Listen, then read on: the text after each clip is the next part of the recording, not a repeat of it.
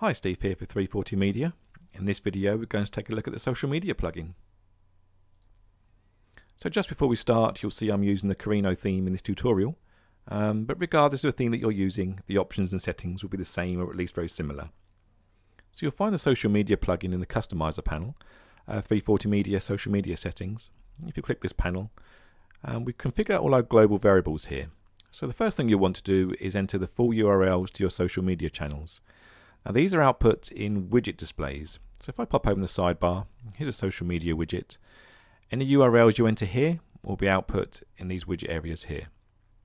Let's close that for now. If we scroll down this panel, we now have our post share settings, and these refer to the share icons you see on the single post displays. We can toggle the icons we want to display. We can also choose an icon style. We have the with background. We can choose no background. And we have an icon color scheme. So you can choose brand color scheme that we're using at the moment, or you can choose a theme color scheme. And again, regardless of the theme that you're using, these options will be the same, but the styling may differ. If we now take a look at the second part of this plugin, which is the widget, let's take the slide out sidebar. Here's our social media widget. Let's pop our slide bar open. Here's our social media widget. Again, we can choose a different display type, so we can show social media name.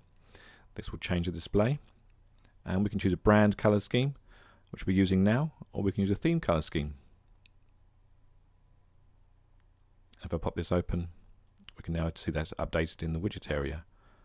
Let's toggle our social media name.